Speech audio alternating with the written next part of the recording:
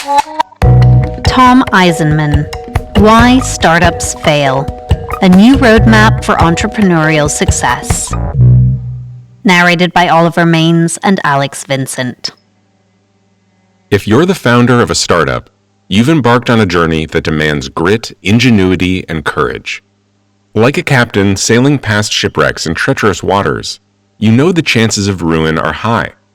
If you want your startup to survive the journey and go on to scale, you need a clear map to steer you past common, but sometimes unseen, risks. One useful navigation tool is a framework that evaluates how different components of a startup are functioning and where pressure points lie. These blinks explore just such a model, one that identifies 6 core reasons why even the best or most promising startups can fail, even in the hands of experienced founders. Using it will keep your startup on a pathway to success.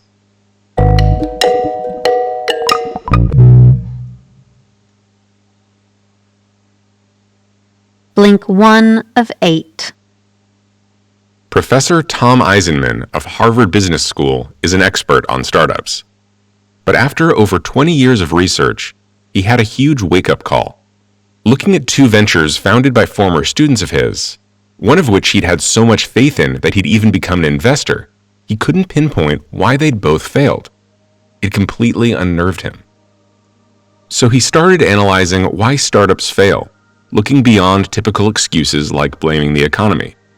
This research led him to create a framework that identifies 4 crucial opportunities every startup has. To achieve success, a startup needs to capitalize on these opportunities and ensure they're working together. You can use this framework to check the health of your own venture and course correct where necessary. The key message here is, to evaluate the health of your startup, you need a reliable framework. The opportunities that Eisenmann identified are your startup's resources, which work together to create, build, manage, and sell a product or service in a profitable way. The first is your brilliant idea.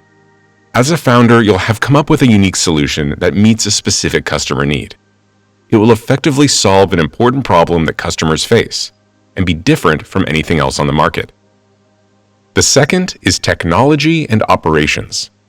These are the systems you need to build your product, deliver it to customers, and maintain products after sale. This will include the ways you manage inventory and shipping, as well as sales and booking platforms your customers use. Third is your profit formula. This projects the revenue you'll earn through sales, as well as the cost of earning that revenue, including your operational costs. A solid profit formula helps you confidently manage your cash flow. Finally, there's marketing, how you'll communicate with potential customers and entice them to buy your product. Hopefully, your market strategies will be so effective that your customers will become loyal brand ambassadors, so you can rely on them for repeat sales. These 4 opportunities are supported by the people involved in your startup, you and your co-founders, your hardworking team, the investors providing you with venture capital, and any partners offering guidance or expertise. If your opportunities are a racehorse, collectively these people are the jockey. To win the race, they need to complement both each other and the startup as a whole.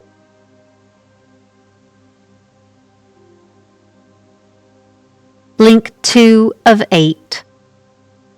In March 2012, Harvard Business School graduates Alexandra Nelson and Christina Wallace launched Quincy Apparel, a company which promised that its unique sizing system would provide women with business clothes that fit well.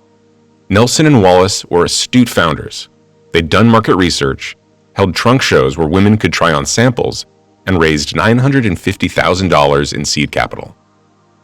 Initially, sales were promising, and 39% of women who purchased items in the spring bought more in the fall. But problems were emerging behind the scenes. While the founders had recruited some fashion experts, they themselves didn't have industry knowledge.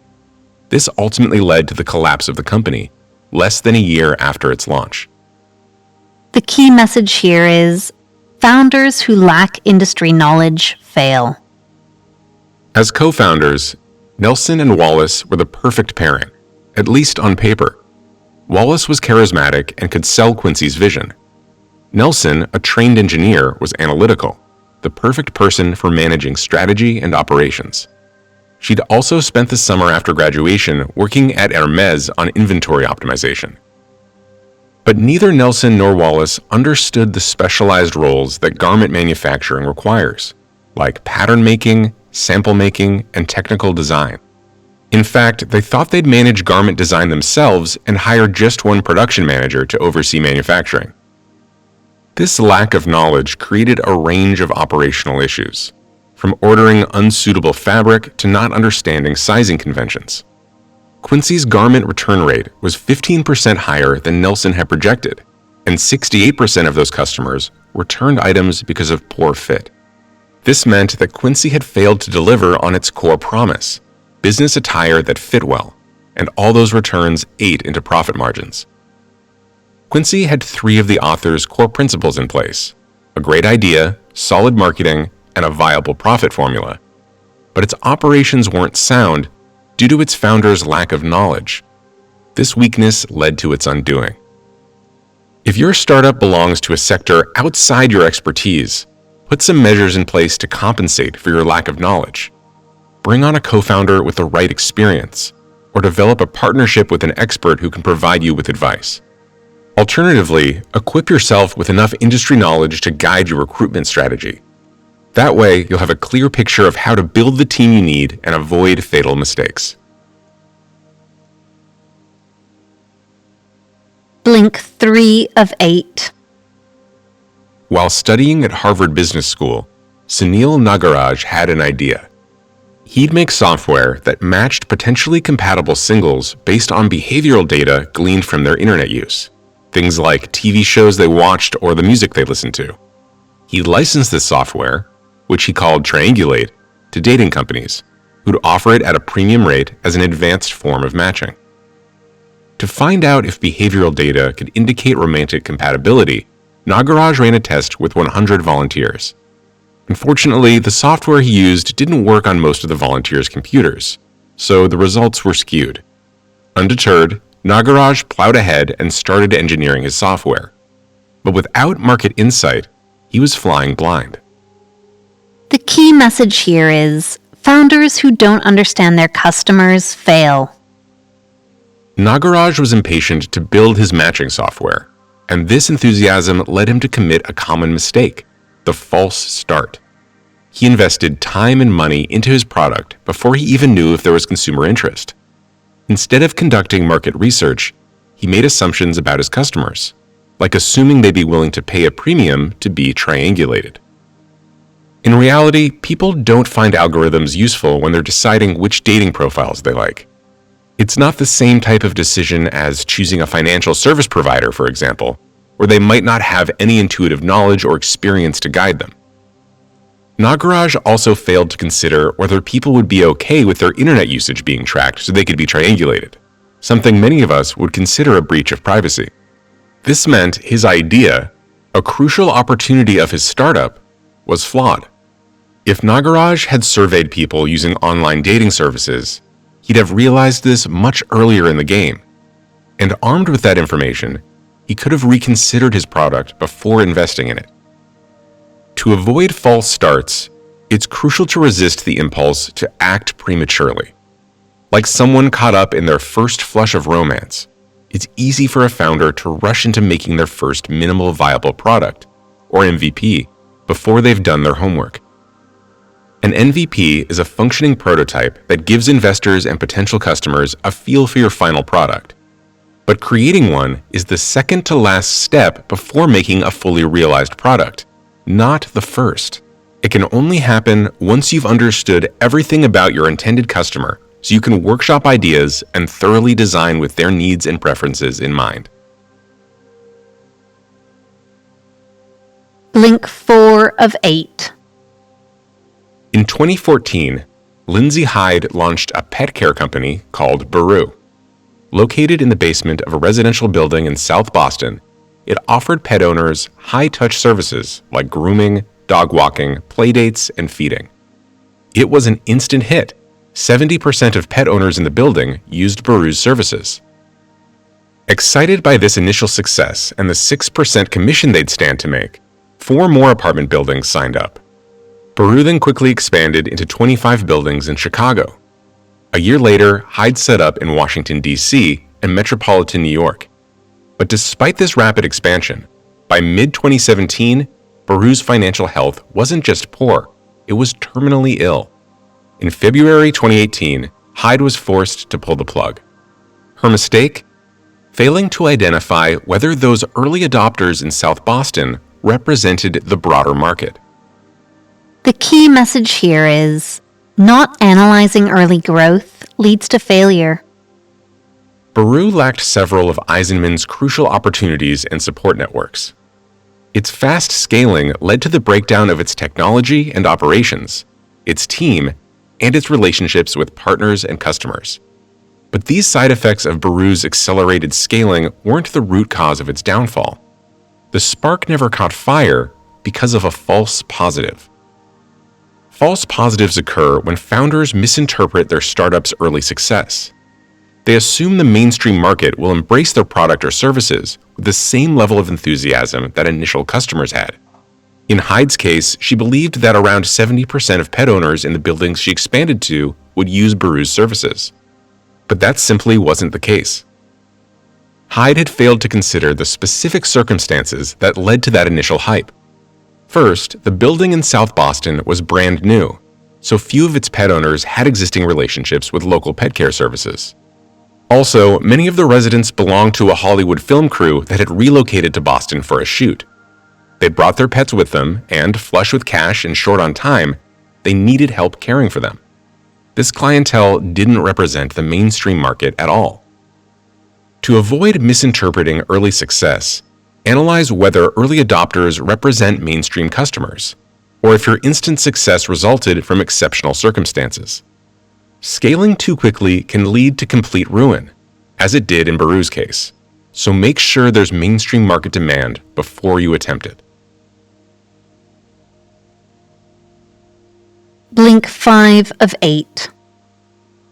Fab.com, a flash sales site that sold quirky furniture and household items, had everything going for it. It was in the hands of experienced entrepreneur Jason Goldberg, who'd successfully founded another startup and raised over $170 million in venture capital for Fab. In its first 12 days, it sold $600,000 worth of product. 3 years after launching, the company had expanded into Europe, but it was burning through $14 million a month to stay afloat. To reduce costs, it laid off 80% of its US workforce and focused on the European market instead.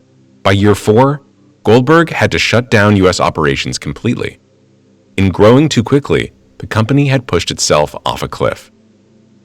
The key message here is, startups that scale too quickly fail. Like many startups that fail after a few years, Fab was a victim of the speed trap. Speed traps occur when there's strong initial success plus plentiful investment that finances rapid growth. But sometimes that initial success represents a saturation of the market. In its second year alone, Fab spent $40 million on advertising, one of the startup's core opportunities. But even this didn't significantly expand its customer base, which had stubbornly plateaued. To avoid the speed trap, use the RAWI test. RAWI stands for ready, able, willing, and impelled. First, evaluate whether your startup is ready to scale. Does it have a proven business model, a customer base with scope for growth, and a high enough profit margin to survive if customer growth rates are lower than expected? Second, ask if your startup is able. Can it access the resources it needs to scale quickly, including staff? And will it be able to train and manage a larger staff body? Third, decide if you're willing to scale. As founder, scaling will increase your workload and stress levels. Raising more venture capital to scale will dilute your equity, meaning more pressure for less money. Finally, is the startup impelled? Are you only scaling because competitors have emerged and you want to win market share? If this is the case, make sure the cost of gaining new customers doesn't outweigh profit. By reviewing each of these points on a quarterly basis, you can evaluate whether it's the right time to scale. Don't charge ahead if there's limited scope for growth. Link 6 of 8. Dot & Bow was an e-commerce company that sold home decor as curated packages, which were designed to look like sets from imaginary TV shows. Think Einstein's Office. Founded by seasoned entrepreneur Anthony Suhu in early 2013, its ever-expanding customer base generated $15 million in revenue in 2014 alone. This huge demand placed extraordinary pressure on the warehouse and shipping teams, so Suhu hired a vice president of operations. His chosen candidate had an impressive CV, but no experience in e-commerce operations. This lack of experience undermined the whole company, even though it continued to have solid customer growth. When Suhu realized this, he hired a new VP of operations. But by then, it was too late. In September 2016, Dot & Bow went into liquidation. The key message here is, startups without the right senior management fail. When the first VP of operations came on board, his initial task was to select an enterprise resource planning, or ERP system. ERPs manage operations, like tracking inventory and deliveries. But the system the VPO chose couldn't handle the variations between different suppliers' delivery times. Because of this, the customer service team was inundated with queries about missing or late deliveries. They couldn't keep up with rising demand, and email response times dragged out to 11 days. To make matters worse, the system was so shoddy that staff often couldn't tell where a delivery was. To compensate for delays, staff express shipped orders, which cut into profit margins. At the same time, social media hype increased sales. This placed even more pressure on operations that were now hanging by a thread. Superficially, Dot & Bow's operational problems could be blamed on technology, but it was the VPO's lack of sector experience that led to the company's demise. Someone with specialist knowledge would have chosen a better ERP, one that could cope with Dot & Bow's complex supplier model. If you want your startup to survive scaling, you need the right senior management team in place, and that means hiring specialists over generalists, even if they have impressive experience.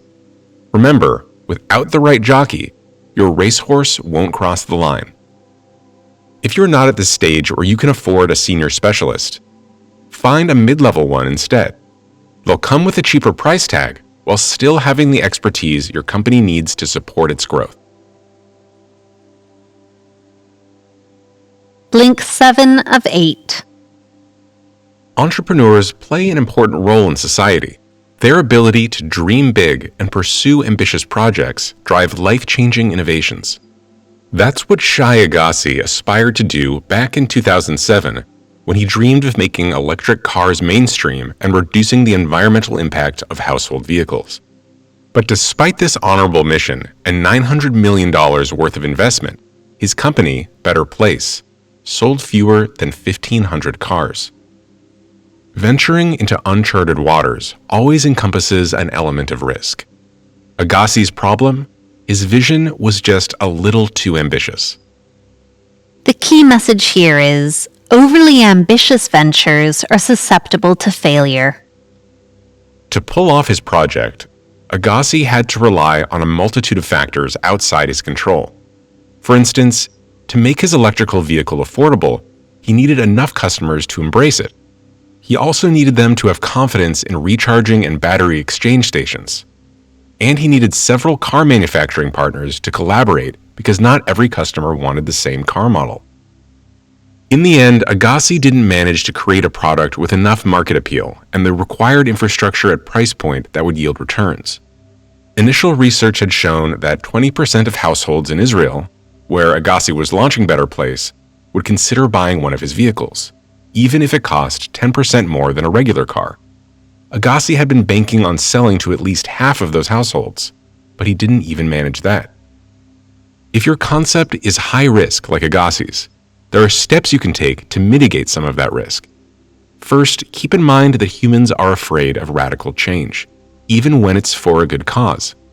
Moderate your innovation so that customers don't need to go too far out of their comfort zones to incorporate it into their lives. Second, create non-functioning prototypes and get feedback from focus groups. This will help guide the next stage of design while also gauging people's interest in the product. Always a tricky issue if you're bringing something completely new to the market. Finally, don't fall into the trap of inflating market demand just to impress investors. All you'll end up doing is setting sales targets you can't reach. By being honest about your potential customer pool, you'll make it easier to project how long it will take to recoup any investments. Blink 8 of 8. The unfortunate truth is that most startups fail. But failure doesn't mean that all is lost. After the collapse of Quincy Apparel, the women's clothing startup, Christina Wallace hit rock bottom. Her experience as a founder had left her with a failed startup, a broken dream, and crippling debt. Wallace had no choice but to get a job. And while she couldn't imagine ever leading a startup again, she was happy to work for one. A role at an immersive training program in New York City called the Startup Institute was her first step to recovery. And she went on to found another startup, an ed tech company supporting women in science, before ending up teaching at Harvard Business School. The failure of her startup didn't hamper her long-term success at all. The key message here is recovery from failure is possible. When you're in the throes of failure, a pathway to success might seem as hard to find as a unicorn in your local park. But by following the 3 R's, you can walk that path all the way to the finish line. The first phase a founder experiences after failure is recovery. If your startup fails, you'll likely find yourself in a state of financial ruin, as Wallace did. It's common for founders to accrue massive credit card debt while simultaneously deferring their salary to maximize investment in their company. At the same time, you'll find that your personal relationships have deteriorated too. All those long hours at work have forced you to neglect your loved ones. This sense of isolation gets compounded by failure's negative emotions, things like grief, shame, or guilt. To avoid getting depressed, find ways to support yourself during this time. Implement healthy lifestyle habits, give therapy a shot, and reconnect with activities you enjoy. Once you've processed those difficult emotions, you can move on to the second of the 3 R's, reflection. In this phase, you'll identify what you've learned by exploring your experiences objectively. This can be challenging. Our egos always try to preserve us by blaming someone else for our own mistakes. But if you can overcome this tendency, you'll be in a position to gain valuable knowledge. The final phase of your journey is re-entry. Despite the hardship of failure, around 50% of unsuccessful entrepreneurs found new startups. You might be concerned that your previous failure will send potential investors running. But there's a way to avoid this. Articulate how what you learned in phase 2 has informed your new business plan. That way, you can demonstrate to investors that you're starting afresh from a place of experience and wisdom. You've just listened to our blinks to Why Startups Fail by Tom Eisenmann. The key message in these blinks is that when startups fail, there's a temptation to oversimplify why they weren't a success. But these explanations are rarely accurate or insightful, so 50% of founders who go on to launch another startup are at risk of repeating their mistakes. By using a solid framework to regularly evaluate your startup's health, you'll be able to identify where you need to course correct before it's too late. And in the event of failure, that framework will guide you in conducting a post-mortem, so you'll have a better chance of success next time. And here's some more actionable advice. Hire an executive coach. Founders are, by nature, passionate and determined. But some are so focused on their goal that they develop tunnel vision and end up dismissing advice and feedback alike. This causes their relationships to break down, often at moments when backing from their team is essential. Avoid this by working with a professional coach who will help you build awareness about your workplace practices. They'll help you moderate your leadership when you need to, so you can lead a productive enterprise.